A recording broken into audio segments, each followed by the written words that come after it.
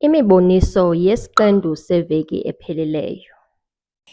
Isiqendu sethu-ke sanamhlanje sizobe sigxininisa kulo mibuzo sinayo ngenkulu, ngenhlabi nomafungwashe. Inhlabi phakathi kwekhaya okokuqala ngokuqinisekileyo kwayiba ngumuntu oyindoda. Phakathi kwekhaya ufumanisa into yoba olu xanduva loba kuyinhlabi ngokokujonga kwekhaya akazukwazi ukuyimela lo mcimbi. Kuye kukhethwe ke omnye mhlawumbi kwalapha kulo mzi walo tata ebeyinhlabi ukhetha unyana obonwayo into yokuba lo unako uyimela le nto yokuba inhlabi, kuba inhlabi kaloku khumbula ngumphilisi wekhaya. Inhlabi iyafana ingathi ligqirha phakathi kwekhaya. Engalunganga iye ibe khona ngamanye amaxesha ukuba masithi sisebuhlanti nantsi inkomo ayikhali kungene mhlawumbi kungene oodabawo okanye oodabawo bekhaya bebhinqile nabo bahlabe.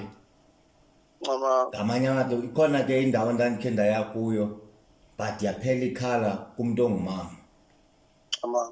Amakho dade ilungile okanye ayilunganga na? Hayi, into engenzekiyo leyo ukuba unganikwa umuntu obhinqileyo umkhonto ahlabe. Kwenziwa umsebenzi xa kukhethwa inhlabi, kwenziwa ntoni? Kwenziwa umqombothi, kuthiwani? Inhlabi iyakhethwa kuqala likhaya, kubekho ibhunga lekhaya, kuthiwe ke ngoku sikhetha inhlabi ikhethwe. Kodwa umuntu wokuqala umhlambi ozawuba nelungelo lothetha kule nto mhlawumbi izawuba ngulo inhlabi. Kuthiwe ke mhlawumbi yena athi yena ubona ubani uba angayinhlabi, livumelane ke ikhaya ngaloo mntu. Camakho, isizathu zokungakhali kwenkomo okanye kwebhokhwe siyakwazi ukuba kanti ayonhlabi ingxaki. Uyakwazi into yoba ngabana kunesikhalo esikhalelwayo ngabantu abalele ukuthula. Umhlawumbi nenza umsebenzi, kukho umsebenzi bekumele uba niwenzile phambi kwalo niwenzayo, ungavumi ke ngoku lo ngoba kukho isikhalo sokuba amasiko nezithethe. Saba ngabelungu kusenina mzontsonto. Yizani sinqweme ze kuthi qwenge. Naba abantwana bethu bejikilela amasiko abo sijongile. Iqhawuke phi na imbeleko mzikaPhandlo? Ingaba siyavuma ukuba ukufa kusembizeni? Abakhuliswa sithi na sibaguqule bafane noondlebe ezikhanyilanga? Ayisithi na abathi kubo inkcubeko nempucuko kukusikhupha ngeempumlo ucondobe uxelomedem? Singabanyola na sibakhombe ngomnwe sithi ngabo abazenze unompucuko? Khawukhangele, nantso intombi emnyama iziqhayisa igaxele ilokhwe emhlophe kuba kaloku iyatshata. Wakhe amaxhaka umyeni ecaleni uzingca ngeblack tie. Wayedibana nayo phi? Zayaphi na iimini ezimnandi zemidudu sibhiyoza sonwabile ngesintu singabantu? Khumbula. Masiyeke tata kwinkulu. Khasicacisele ngalo mntu. Ngubani lo mntu uyinkulu ekhayeni? Inkulu yekhaya iba ngunyana ozelwe qala. Uthi utata xa ezala umntana wakhe wokuqala abe yindodana, uthiwe ke ngoku lo mntana uyinkulu kwelo khaya. Nguye ozawuthatha uxanduva lezinto ngoba ubukhulu obu uhamba noxanduva lwezinto zekhaya. Inkulu ke ngumntu oyindodana ozelwe kuqala.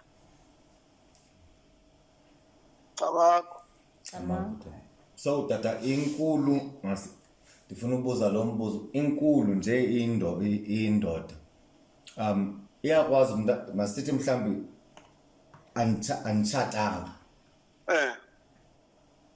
ndibe nomntana ecaleni then xa senditshatayo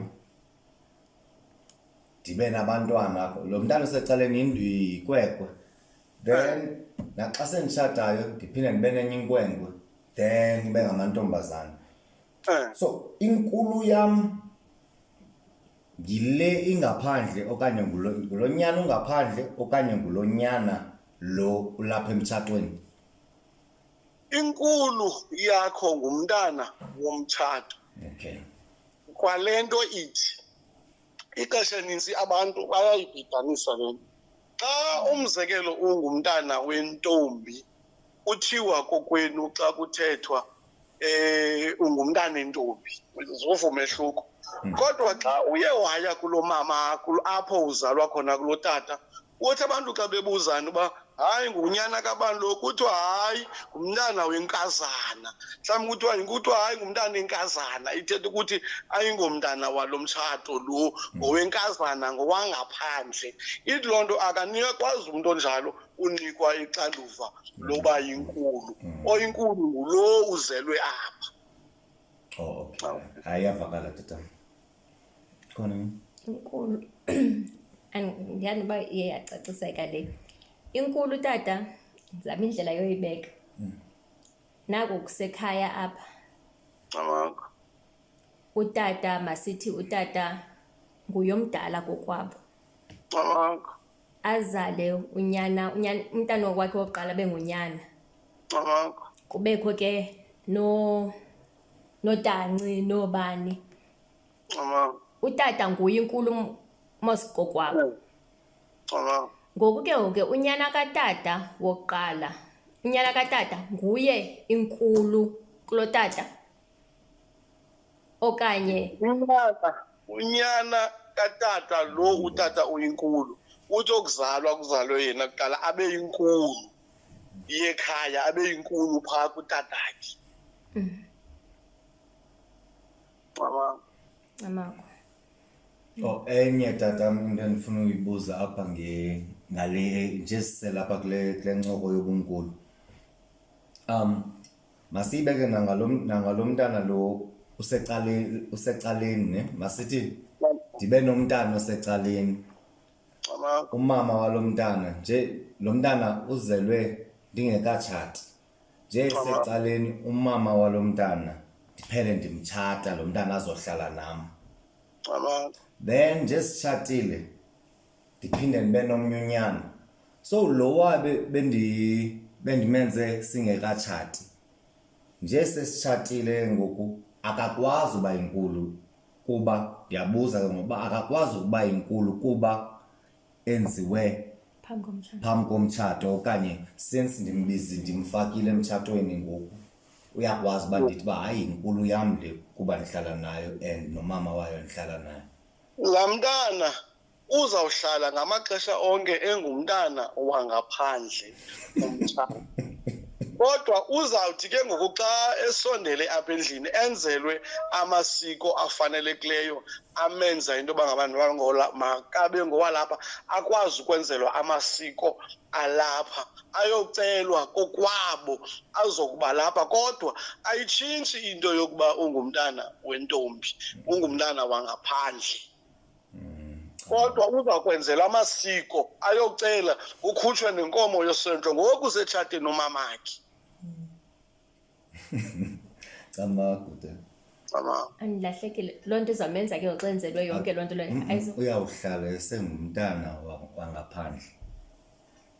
Kodwa uzawuhlala engumntana entombi kodwa xa enzelwe amasiko akhe uzawuba ngumntana walapha kodwa umuntu okhwalifayayo for uba inkulu yalapha ngulo uzelwe emtshatweni. Yho. Ayavakala lo. Hayi enzima. Le nto yenza umlo emakhayeni kuphele kuliwa nje. Amaxesha amaninzi abanye kudala wayedeke ngoku lo umntana uzelwe phaa athi umama ke xa ezokwenda kudala amshiye nganye amaxesha phaa kokwabo akhulele phaa abanye adenzelwe izinto zaphaa amshiye phaa kokwabo. Yho. Kodwa ke ngoku ayisakwazi ukwenzeka loo nto ngoba ukukhulisa umntana kuhamba noxanduva, kuyanyanzeleka ahambe naye kuba ke unoxanduva olukhulu ukukhulisa umntana. Hayi, iyavakala tata. Abantu bebethanda uyibhidanisa le into yenkulu nenhlabi bathi ngabantu abanye. Ndiyayiqonda into yoba xa se bebukele apha bazokwazi ukohlula phakathi kwenkulu nenhlabi. Masiye ke tata apha kumafungwashe. Ngubani umafungwashe? Umafungwashe ngumntana umntana oyintombi ozelwe uqala. Ethe utata lapha andithi wonke umuntu oyindoda unomnqweno wokuba angathi xa ezala umntana wokuqala ube yindoda. Ngoku lo ke ngoku kuzalwe umntana wafumanisa uba iyintombi.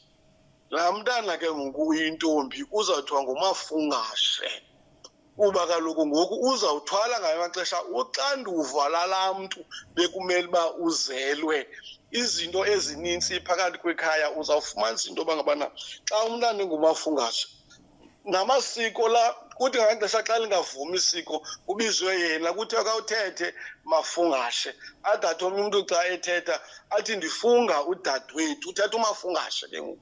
Athi andizolonza loo nto, ndifunga udadewethu. Ayihambi njalo loo nto. Umafungwashe ke ngumntana obalulekileyo kakhulu phakathi kwekhaya. Ngamanye amaxesha othatha uxanduva lokuba ngamanye amaxesha abe ngumzali kubantwana bakokwabo. Ngoba uyafumanisa amaxesha amaninzi abantwana bakhuliswa ngoodade wabo abakhulu. Umafungwashe ke ngumntana onjalo onoxanduva olukhulu ethi xa ekhula ufanele uba ngamaxesha onke funeka efundiswe izinto zekhaya, azazi izinto zekhaya. Amasiko ekhaya ngamaxesha awenzeki engekho. Uthi noba wendile ayothathwa emzini ayocelwa kuthiwa sisaba nomsebenzi othile sicela abe khona. Naxa umafungwashe esithi andizi kuba uqumbile uyacengwa kumafungwashe. Ngoba lisenongavumi isiko ngenxeni kamafungwashe. Kukhangelwa nezizathu zongazi kwakhe xa kukho umcimbi, ukhangela uba unoba yintoni isizathu. Kodwa isizathu uba sizawuphazamisa lo msebenzi kufanele ukuze acengwe umafungwashe. Camakho. Awuyava uyaceka umafungwashe. Bekhe ndava ke tata kukho umuntu othethayo apha kula makhasi, ndiyayiqonda ngathi ibingu-TikTok, kusithiwa ekhayeni akukwazi ubakho bobabini, akukwazi ubakho umafungwashe nenkulu. Yinyani leyo?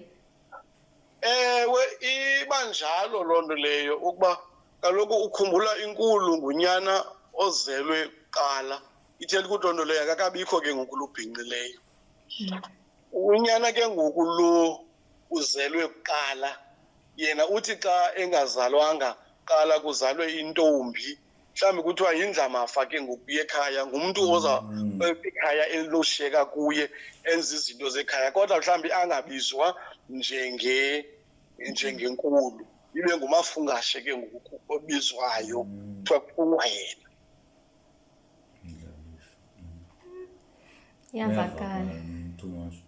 Iyavakala kuba nomntu lo becacise esithi uba yindlalifa, makungathiwa inkulu yindlalifa. Ngamanye amazwi umafungwashe unamandla. Unamandla kakhulu phakathi kwekhaya. Amasiko uthi naxa kuhlelwe ebuhlanti kusenziwa umcimbi noba ayikhali kuthiwe mafungwashe iza kawuxoxe. Axoxe umafungwashe ikhali ibhokhwe, okanye umafungwashe akhalaze ingakhali ibhokhwe, akhalaze ayikhalale ingakhali naloo bhokhwe yini. Hayi, makahlonitshwe umafungwashe. Akasazithetheleli ngeskill tata. Umafungwashe yena. Nguye. Umane kunquma yedwa. Ngoba kufungwa yena kwezokhaya la. Bendikhe ndava ke tata abanye abantu bevuya kuba kaloku bekuthiwe umafungwashe lonke ikhaya linayo umafungwashe. Ukhona umuntu ebendikhe ndamva ithetha loo nto ndothuka esithi lonke ikhaya, onke amakhaya anomafungwashe. Noba kuzalwe unyana kuqala, kwazalwa intombi elandelayo, le ntombi ilandelayo ngumafungwashe. Yo, kwakhalwa ngabantu, hayi, ayikho leyo. Hayi, iba intombi enkulu. Cha, lo uzelwe mhlambi qalwe ngomfana kwazalwa yena, lo uzelwe uyalinikwa elaxanduva, akangomafundashe kodwa uyalinikwa olaxanduva bekumele balenziwa ngumafungashe. Uyakwazi unikwa olaxanduva nanjengentombi enkulu. Uyeva ke ngoku sela ngentombi enkulu. Hayi, iyavakala tana. Hayi, andiqondi ikhona enye ofuna uyicacisa? Ngithethe kahle uba. Ikhona ke tata singakhange siyinyathele kwaba bantu bathathu ofuna uyinyathela ucacisa kuyo? Hayi, andiqondi uba ikhona. Ingathi zonke izinto ebemi bathi siyazithetha sizithethile. Amakho. Ngicela nje into enye. Masithi ke kwenzeke umafungwashe alishiye eli. Kwenziwa njani? Kuphinda kubekho omnye umafungwashe okanye sawufunga lo uleleyo? Namfunga sele ngekho. Amaxesha amaninzi ke ufumanisa umafungwashe uthi noba kukho umuntu othwasayo phakathi kwekhaya uzawumane evelelwa ngumafungwashe weli khaya emane sithi kufuneka le ngoku sengasekhoyo uzawufungwa lamafungwashe. Akuzophinda kuthiwa kukho omnye, kaloku uzawuzalwa abantu ngoku. Akunothi uzawuzala umntana wokuqala uphinde xengeke uphinde uthi ndizala umntana wokuqala. Uyazi ke ngoku umafungwashe ozawulandela ngoku ngumafungashe olandelayo kunyana wakho. Uzawuba khona oku but uzawuphuma nonyana akho ngoku. Hayi, iyavakala. Nanku ke unyana wakho akafumenanga umntana oyintombi, ufumene onyana bodwa. Uninawa wakhe ufumene amantombi odwa. Loo nto leyo ithetha uba kwelaa khaya, kulaa mzi lowa, ngumzi mosxa iyonke ne? Kwelaa khaya akho mafungwashe ke ngoku. Ithetha ukutsho loo nto leyo, umafungwashe akekho. Kodwa uthi umbuzo wakho uthi wena nyana oyinkulu umafungwashe lo akhange ube nawo. Ajike unyana umninawa wakho utsho. Umnina wakho katata. Athini ke? Abe namantombazana yena. Okay, kaloku kufaneleke into bangabana laa ntombi izelwe kulaa mzi siyibize njengomafungwashe, ithatho laxanduva lona likamafungwashe because yintombi enkulu, luxanduva olu izawulithatha. Hayi, iyavakala ngaloo mazwi lonke ikhaya liba nayo umafungwashe. Amakho. Hayi, iyavakala tata, hayi siyabulela. Besicela ke tata xa siyivala ukhe akunamyalezo unawo kubabukeli okanye kulutsha olu malunga ngesintu esi sethu? Master Magusheke. Umyalezo endinothi ke ndinowudithisa kuthi siyaqwalasela into yoba siyemka kakhulu kumasiko ethu. Ulutsha lungazama ukuba libuyele embo kumasiko kwindlela kwakusenza. Ewe, ixesha esiphila kulo lona ezinye izinto zihambe zitshintshe kuba akusaphilwa kulaa meko, kodwa indlela ekuphunywa ngayo nendlela esenza ngayo izinto nendlela abantu abatsha abangafuniyo ngayo ukufunda ithetha ukuthi kwi-generation elandelayo izinto zesintu zisenolahleka, zisenokwenzeka ngendlela engeyiyo. Amakho. Okwesibini okokugcwele kukho into nje endicoma manje ndiyigqithe kuyo kulaa nto besike sathetha ngayo yentlabi nantoni. Sinengxaki eyenzekayo, bathi abantu bekhaya bathi bongafumani intlabi phakathi kwekhaya okanye umuntu ofanelekileyo. Njengoba mna ndingudikela ngoba lo mba uyandikhathaza kakhulu, njengoba ndingudikela ndihambe xa singafani sakoNhlabi apha ndiyothatha uDikela njengoba ndingwaseXesi ekhaya ndiyothatha uDikela waseNgcobo. Uyamamela uDikela waseNgcobo unendlela enza ngayo amasiko angafaniyo nalo Dikela waphi waseXesi. Ngoku ufumaniseka amasiko ekhaya ayajika. Yile nto ndithi ke kuyanyanzeleka nikhangele apha phakathi kwekhaya nide nimfumane umntu ningaphumi apha ngoba asenowulahleka amasiko abantu alahlekile ngenxa yoba uyothathwa umntu ngapha ngenxa yoDikela kuba niphakamelene mhlawumbi apha phakathi kwekhaya. Ufumanisa into yoba ke ngoku amasiko enu ayingawo la nanikhuliswe ngawo ajikwe ngulo mntu. Amakho. Ayavakala. And uphinde uyicingele nangolu hlobo wena tatam uba ndithatha masenze umzekelo ngooRhadebe. OoRhadebe bakhona oorhadebe abathile xa bezithuthayo babe khona nabanye oorhadebe abathile xa bezithuthayo. So masithi mhlawumbi sifake ikwekwe endle xa masithi ngumojiso wayo. Abanye oorhadebe baza kojisa ngebhokhwe, abanye bojise ngegusha, meaning that ayivakali like ba azifani into zabo kahle. Ayavakala tata. Kwa isiko eli lingenziwa ngokufanayo. Kwenye indawo komnye uRhadebe kwenziwe ngolu hlobo, omnye kusetyenziswa ihlamvu elinye. Apha thina senza umnquma kanti kusetyenziswa umthathi wodwa. Apha imbeleko sisenza ngebhoko omnye umuntu usetyenziswa ngegusha kodwa nesisiduko esinye. Uyavakala tata. Hayi siyabulela tata, siyabulela.